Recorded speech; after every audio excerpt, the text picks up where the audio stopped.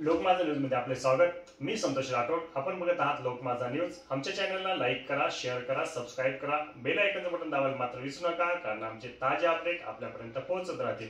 आज संभाजीनगर येथील बीड बायपास नाईकनगर व भारतमाता कॉलनी येथील ग्रामस्थांकडून श्रावण महिन्यामध्ये कावड यात्रेला सुरुवात केली आहे।